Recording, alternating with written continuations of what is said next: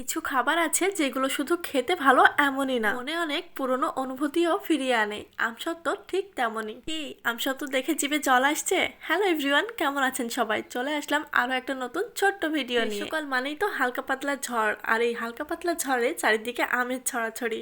আর আম চারিদিকে ছড়াছড়ি থাকবে আর আমসত্ত্ব হবে না, এটা তো হতেই পারে না। সারাদিন ঘর জুড়ে ছিল কাঁচা আমের টক মিষ্টি গন্ধ। আমসত্ত্ব বানানো মানে শুধু একটা রেসিপি না, অনেক ধৈর্য, যত্ন আর ভালোবাসার মিশ্রণ। ছোটবেলায় দেখতাম মায়েরা রোদে আমসত্ত্ব শুকাতো, আর আমরা লুকিয়ে লুকিয়ে একটু একটু করে খেয়ে ফেলতাম। আজ নিজ হাতে বানাতে গিয়ে সেই পুরোনো দিনগুলোর কথাই বারবার মনে পড়ছিল। জীবনটা আসলে এই ছোট ছোট কাজগুলোর মাঝেই সুন্দর। আগে তো একটা বছর অপেক্ষা করা লাগতো আমসত্ত্ব খাওয়ার জন্য, কখন আমের সিজন আসবে আর কখন আমরা সবাই মিলে আমসত্ত্ব খেতে পারবো। কিন্তু এখন তো দোকানেই সবসময় কিনতে পাওয়া যায়। সত্যি বলতে এখনকার এই ব্যস্ত জীবনে এমন ঘরোয়া খাবারগুলো ধীরে ধীরে হারিয়েই যাচ্ছে। দোকানের হাজারো জিনিসের ভিড়ে নিজের হাতে বানানো আমসত্ত্বের সেই ভালোবাসার স্বাদটা কোথাও যেন পাওয়া যায় না। আর সত্যি বলতে আমসত্ত্ব মানেই শুধু একটা খাবার না, এটা যেন ছোটবেলার এক টুকরো শান্তি।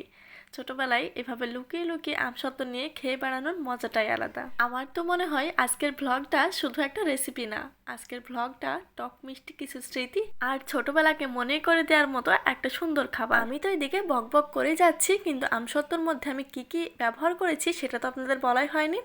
এখানে তো মোস্ট ইম্পর্টেন্ট চিনি তো দিতেই হবে, যেহেতু আম ভীষণই টক। দিয়েছি পরিমাণ মতো লবণ, আর সাথে মোস্ট ইম্পর্টেন্ট বিট লবণ, আর দিয়েছি পাঁচফোড়নের গুঁড়ো করে। বিট লবণ না দিলে আমসত্ত্বের প্রপার টেস্টটাই পাবেন না। এক কথায় আমের আচার বানাতে যে যে মশলা ব্যবহার করা হয় সেই সবগুলোই দিয়েছি, কিন্তু এক্সট্রা হিসাবে বিট লবণটা দিয়েছি, কারণ আমসত্ত্বে বিট লবণের ফ্লেভারটা খুব বেশি ভালো লাগে। তো তারপর এভাবে অনেকক্ষণ নাড়াচাড়া করতে হবে যতক্ষণ না এই ডোটা ঘন হয়ে আসে। মশলাগুলো মিক্সড করার আগে কি কি প্রসেসিং করেছি তা তো আপনারা ভিডিওতে দেখেছেন।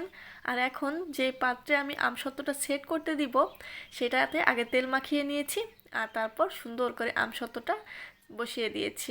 এখন তো রোদে দেওয়ার পালা। যেহেতু আমি বিকেলে বানিয়েছিলাম, বিকেলে যেহেতু আর কোনো রোদ থাকবে না, তাই ঘরে ফ্যানের তলায় রেখে দিয়েছিলাম সারা রাত।